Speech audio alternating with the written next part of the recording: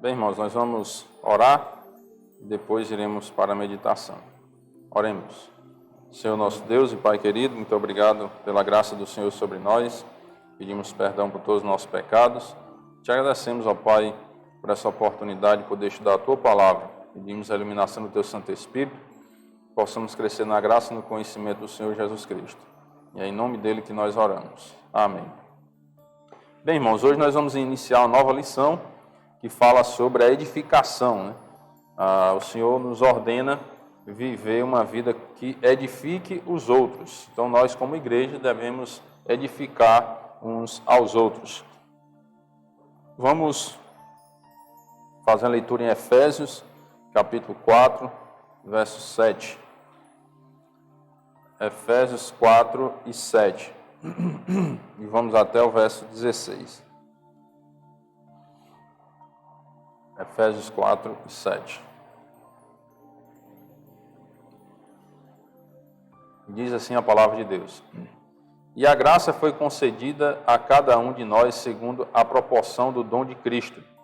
Por isso diz, quando ele subiu às alturas, levou cativo o cativeiro e concedeu dons aos homens. Aqui já começa a nossa lição, né? Ele concedeu dons aos homens. Esses dons são para que cada um exerça o seu dom como membros do corpo de Cristo e assim traga edificação à igreja. Trazer edificação a todos os membros do corpo de Cristo, que é a igreja. Ora, o que quer dizer subiu, senão a que também havia descido até as regiões inferiores da terra? Aquele que desceu é também o mesmo que subiu acima de todos os céus, para encher todas as coisas. E ele mesmo concedeu uns para apóstolos, outros para profetas, outros para evangelistas e outros para pastores e mestres, com vistas ao aperfeiçoamento dos santos, para o desempenho do seu serviço, para a edificação do corpo de Cristo, até que todos cheguemos à unidade da fé e do pleno conhecimento do Filho de Deus, à perfeita varonilidade, à medida da estatura da plenitude de Cristo, para que não mais sejamos como meninos, agitados de um lado para outro e levados ao redor por todo o vento de doutrina, pela artimanha dos homens, pela astúcia com que induzem ao erro.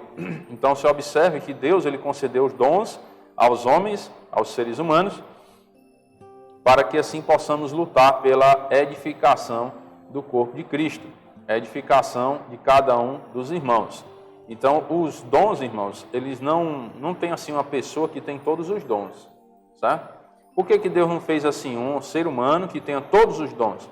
Porque senão conseguiria formar o corpo com apenas um membro. E não é assim que funciona, né? Nós precisamos de todos os membros do corpo de Cristo, todos funcionando bem, para que o corpo assim ele ande bem, ou seja, ele esteja edificado. E para que ele esteja edificado, todos os membros do corpo precisam exercer os seus dons, para que assim tenha essa edificação. Então você observe que ele concedeu uns para apóstolos, outros profetas, outros evangelistas, outros pastores e mestres, com vistas ao aperfeiçoamento dos santos. Então ele tinha um propósito. Por isso que ele concedeu os dons a todos os membros. Não existe essa história, como eu já falei várias e várias vezes, não me canso de dizer. Um crente dizer que não, eu não sirvo a Deus porque eu não tenho nenhum dom. Não existe isso. Certo? Tem pessoas que dizem isso, mas Deus não iria fazer isso. Chamar a pessoa e não dar nenhum dom. Certo? O problema é que alguns crentes pensam que os únicos dons da igreja são pregar, cantar e tocar. As pessoas pensam que os dons são só esses, só tem esses três. Não, eu não sei pregar, nem cantar, nem tocar, então Deus não me deu nenhum dom. Não são só esses três dons. Certo? Tem o dom da oração, tem o dom do serviço, tem o dom da atenção, tem gente que é mais atenta aos detalhes. Então são dons diversos que Deus deu aos seus filhos. Então você tem que pedir a Deus sabedoria para enxergar qual é o seu dom e assim colocar em prática com vistas ao aperfeiçoamento dos santos. Os dons que nós exercemos não é para a nossa glória. Não é para me gloriar e achar que eu sou melhor do que os outros, de forma alguma. Quanto mais dons Deus dá a uma pessoa, mais ele tem que servir. Porque os dons são para o serviço. com vistas ao aperfeiçoamento dos santos para o desempenho do seu serviço. Quanto mais dom Deus lhe deu, mais você tem que servir. É para isso que servem os dons. Nós servirmos uns aos outros e assim a edificação do corpo de Cristo se realiza, certo?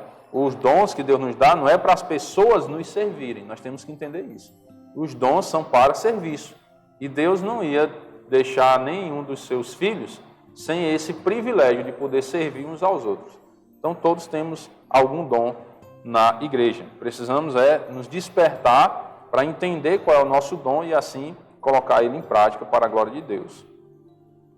Mas seguindo a verdade em amor, cresçamos em tudo naquele que é a cabeça, Cristo. Então nós precisamos crescer para a glória do Senhor Jesus Cristo. De quem todo o corpo, bem ajustado e consolidado pelo auxílio de toda a junta, segundo a justa cooperação de cada parte, observe que cada parte do corpo tem que cooperar. E aí é onde eu digo e não me canso, todos os filhos de Deus têm algum dom. Porque no momento em que você crê no Senhor Jesus, você faz parte do corpo? Sim ou não? Sim. E o que é que ele está dizendo aí? Ó? Segundo a justa cooperação de cada parte. Então, se você creu no Senhor Jesus, diz que é um filho de Deus, você agora é parte do corpo de Cristo. Então, você tem algum dom. Você tem que cooperar com a sua parte.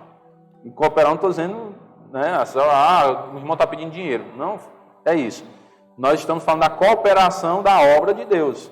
É você servir aos irmãos, você servir na igreja. Essa é a cooperação de cada parte. A questão das ofertas e dízimo, tudo isso aí também faz parte. Mas não é o foco do nosso assunto, certo? É o foco no despertar que nós temos uma responsabilidade na igreja, porque fazemos parte do corpo de Cristo e aí precisamos agir para a edificação do corpo de Cristo, certo? Então, de quem todo o corpo, bem ajustado e consolidado pelo auxílio de toda a junta, segundo a justa cooperação de cada parte, efetua o seu próprio aumento para a edificação de si mesmo em amor. Então, nós precisamos entender isso, né? Cristo é o cabeça, nós somos parte do corpo e nós temos que cooperar na obra de Deus. Nós temos que servir uns aos outros e assim trazendo edificação para o corpo de Cristo, que automaticamente é trazer edificação para os membros desse corpo, né? Do corpo de Cristo, que é a igreja, certo? Vamos para outra leitura, 2 Timóteo capítulo 3, 2 Timóteo 3, verso 10 em diante. 2 Timóteo 3 e 10.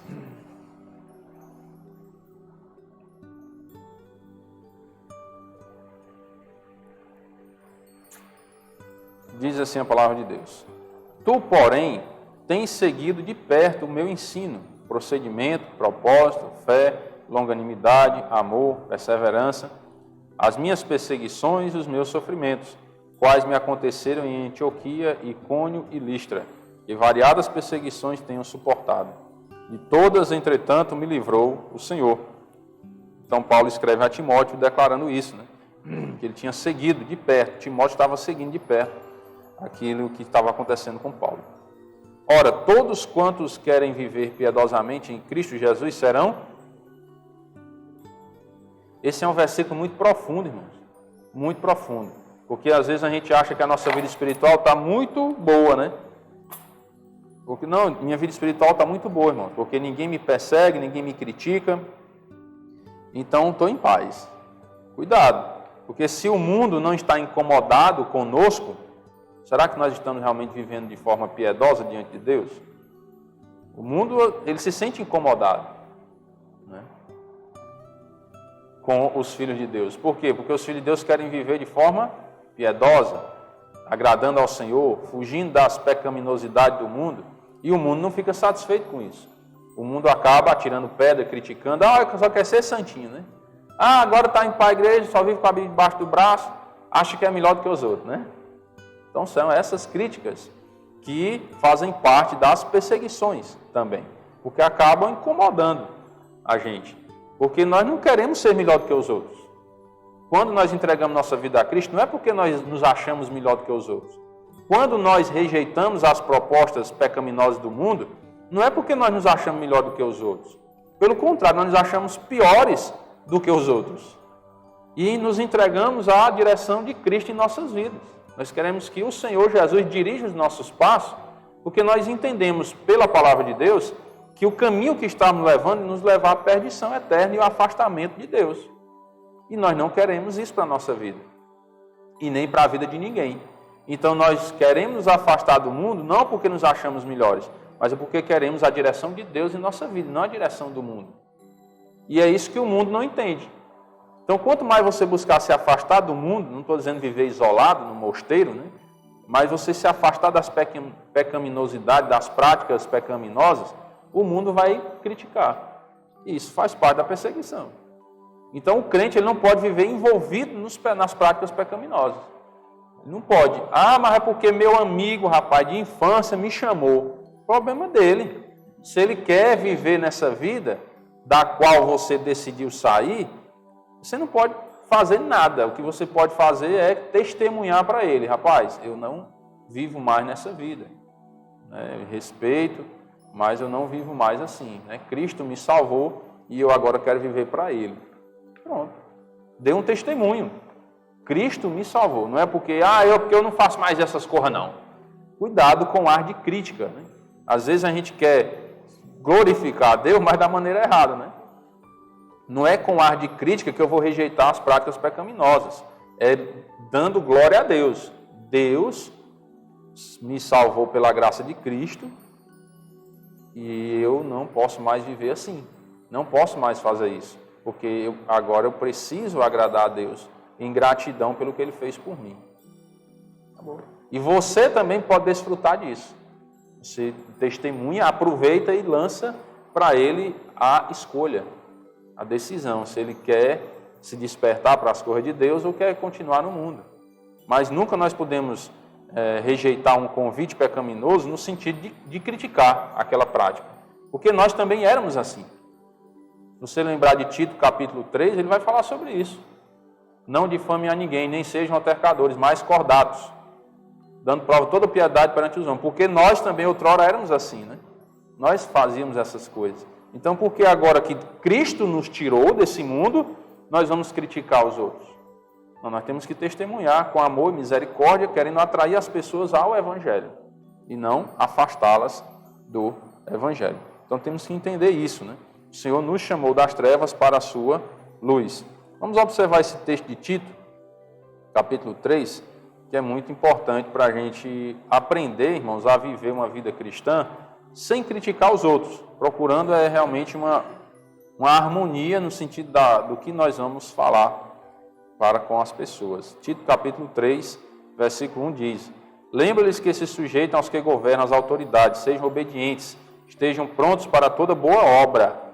É ser obediente para a boa obra. Cuidado, que ele não está dizendo para ser obediente para fazer o que é errado, não. Você é obediente às autoridades do mundo para fazer as coisas erradas que Deus não aprova. Não, não é isso. Seja obediente, estejam prontos para toda boa obra. Ele vai dizer, não difame a ninguém, nem sejam altercadores, mas cordatos, dando prova de toda cortesia para com todos os homens, todos os seres humanos. Então, se alguém te convida a fazer algo que não agrada a Deus, seja uma pessoa cortês, seja cordial, Não critique. Dê um testemunho do que Deus fez na sua vida, aproveite e convide ele também a participar dessa bênção, de que é seguir a Cristo. Pois nós também outrora, por que eu não posso difamar as pessoas? Porque nós outrora, no outro tempo, éramos assim também, Nécios, desobedientes, desgarrados, escravos de toda sorte de paixões e prazeres, vivendo em malícia e inveja, odiosos e odiando-nos uns aos outros. Quer mais? Será que isso não basta para a gente cair em si, enxergar quem nós éramos antes de Cristo e agora respeitar os que ainda não encontraram Cristo, os que ainda não se entregaram a Ele? É respeitar de maneira cordial, apresentar o Evangelho para as pessoas. Nós precisamos enxergar as oportunidades, irmãos. Quando um descrente vem nos convidar para fazer algo que não agrada a Deus, ali é Deus fazendo assim, Está aí a oportunidade, prega o Evangelho. A porta aberta. Abra a porta, meu amigo. Está aí a porta. Abre, entre e prega o Evangelho para essa pessoa. É isso que Deus está dizendo. Nós só precisamos enxergar a oportunidade. Rapaz, por que ele veio me convidar para pecar se ele sabe que eu sou crente? Então, é Deus dizendo, prego para ele. E aí nós precisamos aproveitar a oportunidade, certo? De maneira amorosa. E aí nós precisamos entender isso. Nós vivíamos dessa forma, do versículo 3, né? E por que nós não vivemos mais assim? Ou pelo menos não devemos viver mais assim? Por causa do versículo 4 em diante. Quando, porém, se manifestou a benignidade de Deus, nosso Salvador, e o seu amor para com todos, não por obra de justiça praticada por nós, mas, segundo sua misericórdia, ele nos salvou, mediante o lavar regenerador e renovador do Espírito Santo. Foi a obra de Deus, do Espírito Santo, do Senhor Jesus Cristo, da Trindade em nossa vida, que nos tirou daquele versículo 3, daquela vida que nós levávamos. Foi a obra da Trindade em nós. Não foi em nós, não é por obra de justiça praticada por nós. Por isso que as obras não salvam, porque as boas obras não transformam vidas. O que transforma a vida é a obra salvadora do Senhor Jesus Cristo. Que Ele derramou, esse lavar regenerador e renovador do Espírito Santo, que Ele derramou sobre nós ricamente por meio de Jesus Cristo, nosso Salvador. Com que propósito Deus fez isso? A fim de que, justificados por graça, nós somos declarados justos diante de Deus pela graça de Deus, pelo favor imerecido, não são por nossas obras. E aí, a fim de que, justificados por graça, nos tornemos seus herdeiros, segundo a esperança da vida eterna. Qual é a herança de Deus para os seus filhos? Vida eterna, está aí. Nos tornemos seus herdeiros, segundo a esperança da vida eterna. Então, a herança de Deus para aqueles que creem em Jesus é a vida eterna, a salvação da sua alma. Mas entenda que nós fomos salvos pela graça e a misericórdia de Deus. Totalmente por Ele. Não dependeu nada de nós. A única coisa que nós fizemos foi, sim, Senhor, eu aceito essa verdade das Escrituras e quero a ação do Senhor na minha vida. Eu me rendo aos teus pés. É isso, a nossa participação é essa. É de aceitar a obra de Cristo em nossa vida. Só. Mas dizer que eu fiz alguma coisa para ser salvo, não fiz, que eu não posso, não consigo. Não é por obra de justiça. Então nós não conseguimos jamais ser salvos. Então precisamos entender isso para que nós possamos entender a importância dos nossos dons que Deus nos deu e assim cooperarmos para o crescimento da obra do Senhor Jesus Cristo. E assim possamos glorificar ao Senhor, buscando a edificação do seu corpo. Certo? Versículo 2 Timóteo 3 e 10. Não é isso que nós estávamos lendo? Muito bem, muito bem. Versículo 12, que era sobre a perseguição que estávamos lendo. Né? Todos que querem viver piedosamente em Cristo Jesus serão perseguidos. Mas os homens perversos e impostores irão de mal a pior, enganando e sendo enganados. Tu, porém, permanece naquilo que aprendeste, e de que foste inteirado, sabendo de quem o aprendeste, e que desde a infância sabes as sagradas letras, que podem tornar-te sábio para a salvação pela fé em Cristo Jesus. Observe que Paulo está incentivando Timóteo a permanecer naquela doutrina que ele aprendeu, ou seja, na Bíblia. E ele aprendeu desde quando? Isso é muito importante. Desde a infância. Por isso nós precisamos ensinar as crianças. Os filhos dos crentes devem aprender a palavra de Deus. Devem aprender. Os crentes devem ensinar os seus filhos desde a infância, para que eles sejam instruídos nas sagradas letras e assim possam tornar-se sábios para a salvação, que é por meio da fé em Cristo. Então, as crianças precisam aprender, não só os filhos dos crentes, os filhos dos descrentes também precisam aprender, certo? Quando eu falei filho de crente, é para trazer essa responsabilidade para os crentes de ensinar os seus filhos, desde a infância. Não, eles são pequenininhos, não entendem nada não. Deixa quando eles crescerem, eles vão decidir o que quer da vida. Cuidado, porque às vezes já é tarde para você conseguir colocar ele nos caminhos certos de novo, certo? Então tem que trabalhar desde a infância. Quem tem essa oportunidade ainda, né? Trabalha com os filhos as sagradas letras desde a infância, para que ele se torne sábio para a salvação pela fé, para que ele venha entender que a salvação é pela fé em Cristo e entregue sua vida ao Senhor Jesus. Toda a Escritura é inspirada por Deus e útil para o ensino, para a repreensão, para a correção, para a educação na justiça, a fim de que o homem de Deus seja perfeito e perfeitamente habilitado para toda boa obra. Então, quando nós entendemos a nossa função, irmãos, dentro do corpo de Cristo, nós vamos trabalhar para a edificação desse corpo, procurando a cada dia trazer glórias ao nome do Senhor, edificando a igreja. Nós temos um alvo nessa lição, né, sobre a edificação, que é que nós possamos entender que edificar é construir, e assim chegar à compreensão do que nós devemos fazer para colaborar com a construção da Igreja de Cristo. Então nós precisamos entender isso, né? O que é edificar? É construir. E nós precisamos construir a cada dia a Igreja de Cristo de uma maneira correta, uma maneira harmoniosa, amorosa. A igreja ela deve ser construída sobre esses pilares, né?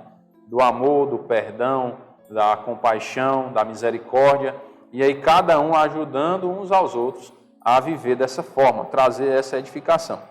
Vou tentar dar um exemplo, né, mais prático, porque às vezes a gente fica muito na leitura e na teoria, e às vezes a gente fica querendo palpar, né, isso. Um exemplo prático do que seria edificar a igreja nesses pilares que eu falei, né? Se algum irmão lhe ofende, aí você fica lá muito chateado, né, que o irmão lhe ofendeu, lhe tratou com amargura, com ignorância e tal, lhe desprezou e você ficou ali meio chateado. E esse irmão chega e se arrepende e vem lhe pedir perdão. E você não perdoa.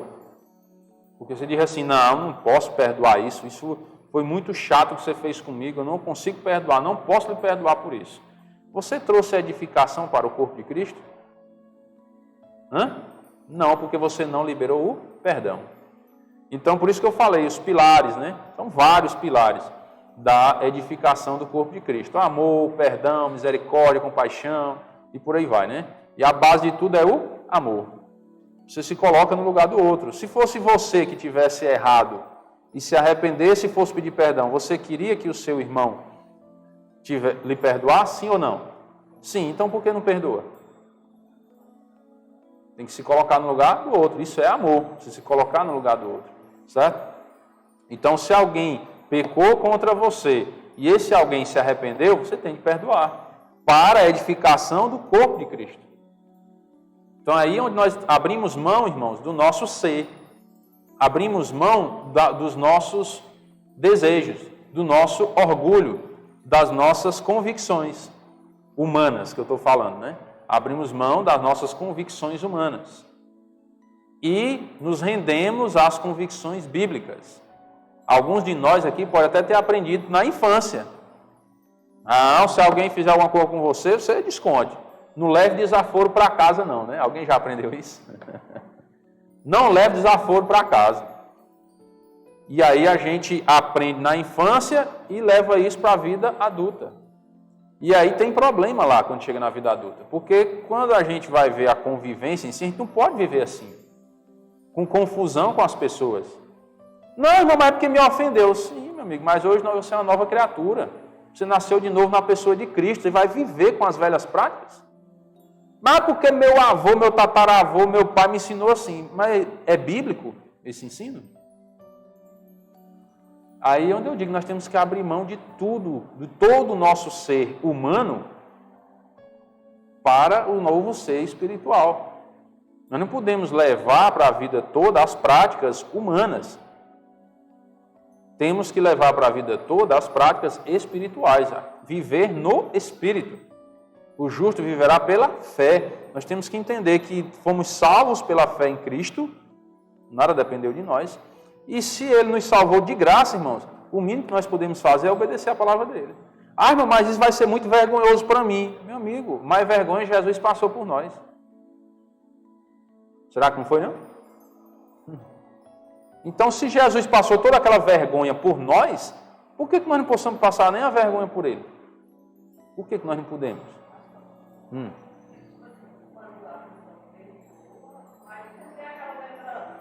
Normal. A gente perdoa, mas não esquece.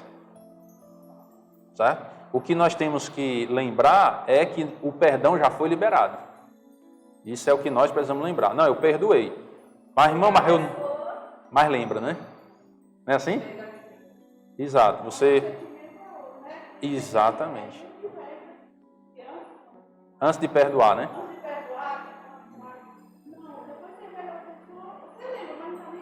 Exatamente. Entendeu? Porque nós somos humanos. Então nós somos limitados, né? Quando Deus fala que a gente tem que perdoar, não é que a gente tem que esquecer. A gente não consegue esquecer. Só Deus consegue. Deus, ele perdoa e esquece. Deus, nós não. Nós perdoamos e lembramos. E ainda lembra mais quando vê a pessoa. Mas fica essa questão de a gente pegar e lembrar assim. Quando vir a lembrança, diz, eu já perdoei. E pronto. Fala consigo mesmo, na mente. Eu já perdoei pela misericórdia de Deus. E pronto. E vida que segue. Mas esquecer a gente não vai esquecer mesmo não. Certo? Só se Deus der uma amnésia na gente. Aí não é bom, né? Mas libera o perdão e vive em paz consigo mesmo e com Deus em primeiro lugar, né?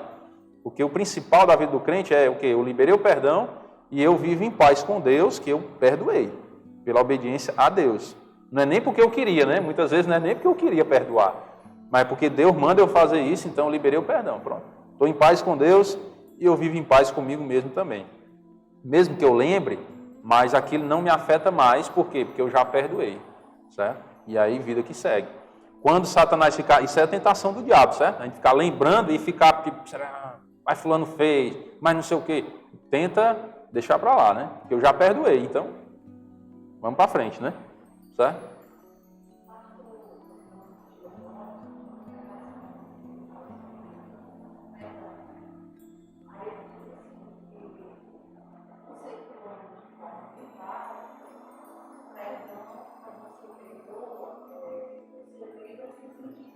Exato.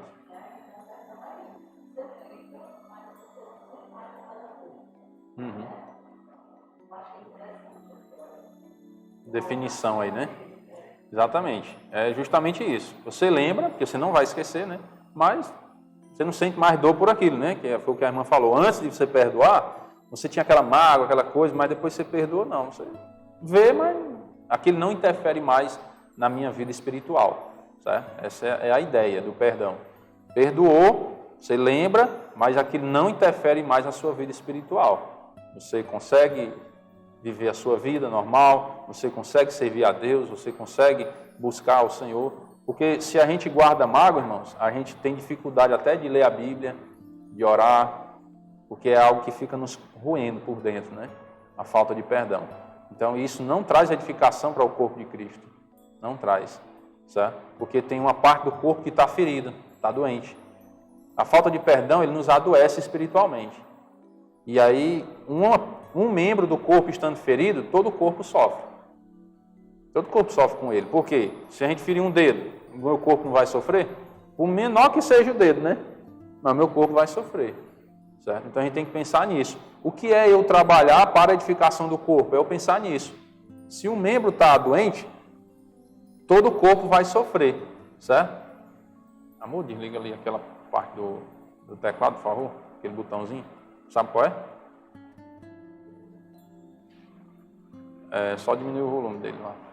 Porque quando ele desliga, aí fica chiando. E eu esqueci de desligar. Então, quando um membro do corpo ele adoece, aí o que é que acontece? Todo o corpo sofre, né? Então, eu como membro doente, certo? Eu tenho que entender, mas Deus não quer isso. Então, se Deus não quer isso, eu tenho que perdoar. Para que eu não fique mais doente e assim possa trazer edificação para o corpo de Cristo. Deixa eu só desligar aqui.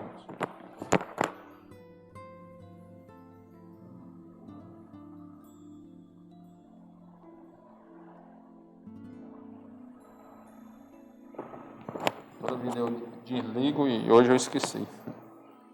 Obrigado, irmão. Certo, irmãos? Ficou clara essa questão aí do perdão? Certo? Isso é uma coisa que a gente precisa trabalhar e lembrar a cada dia, porque é algo, podemos dizer, cotidiano nosso, né? Não vou dizer que é diário, porque nem todo dia a gente precisa perdoar alguém, mas é do cotidiano. Aqui e acolá a gente se vê numa situação que a gente precisa perdoar, né? E como eu falei já em outros estudos sobre o perdão, a gente precisa liberar o perdão antes mesmo da pessoa se arrepender. Antes mesmo. Alguém nos ofendeu, antes mesmo que essa pessoa venha nos pedir perdão, nós temos que liberar o perdão, certo? Para que a gente possa viver em paz, primeiramente, com Deus. Isso tem que estar sempre na nossa mente. Por que eu devo perdoar? É porque a pessoa vem me pedir perdão. É por isso? Não. É porque Deus manda eu perdoar. Entendeu? Se Deus manda, eu tenho que obedecer a Ele. Independente se a pessoa lá se arrependeu ou não, eu já tenho que perdoar antes. Ah, eu tenho que perdoar porque para mim vai ser melhor. É por isso? Não, é porque Deus mandou fazer e acabou. Então a minha mente, observe sempre, irmãos, a vida, isso é um conselho para a vida agora, nossa vida, ela depende muito das nossas motivações. O que me motiva a fazer isso que eu vou fazer agora? E eu tenho que refletir sobre isso. Será que eu estou com a motivação correta? Que às vezes eu estou fazendo algo bom, mas com a motivação errada. E aí isso não vai trazer glória para Deus. E aí se eu sou um filho de Deus, eu não posso mais viver para a minha glória. Eu tenho que viver para a glória de Deus. Então as minhas decisões agora devem ser motivadas a trazer glória a Deus. É assim que funciona. Então antes mesmo de alguém dizer que é certo, que é errado, ou que eu pensar o que eu acho que deveria fazer ou não, eu devo ver o que Deus diz a respeito disso. Então, se Deus manda eu perdoar, acabou, perdoe. Vida que segue, certo? Lembre sem sentir dor, né? Essa é a ideia, tá bom? Então, vamos procurar viver assim e pensar nisso. Obediência a Deus em primeiro lugar, né? O Senhor, Ele se agrada da obediência, né? E não de sacrifício, certo? Então, não adianta a gente estar querendo fazer meio mundo de coisas se a gente não está obedecendo a Deus. Primeiro, obedece. E aí depois o resto é com Ele, certo? Buscar em primeiro lugar o reino de Deus e a sua justiça, e as demais coisas vos serão acrescentadas. Amém? Vamos orar e agradecer a Deus. Senhor nosso Deus e Pai querido, muito obrigado pela graça do Senhor sobre nós, pedimos perdão por todos os nossos pecados, te agradecemos ao Pai pela Tua palavra que nos ensina como devemos agir a cada dia para com as pessoas, principalmente para com os nossos irmãos, trazendo sempre edificação à Tua igreja, no Teu corpo, ó Pai. Possamos a cada dia viver obedecendo à Tua santa palavra e trazendo glória ao Senhor. Nos ajuda, Senhor, cada dia a crescer na graça, no conhecimento do Senhor Jesus Cristo, nos dedicar mais a Ti, na Tua obra e buscarmos edificação cada dia, lendo a Tua palavra, orando e servindo ao Senhor, Pai.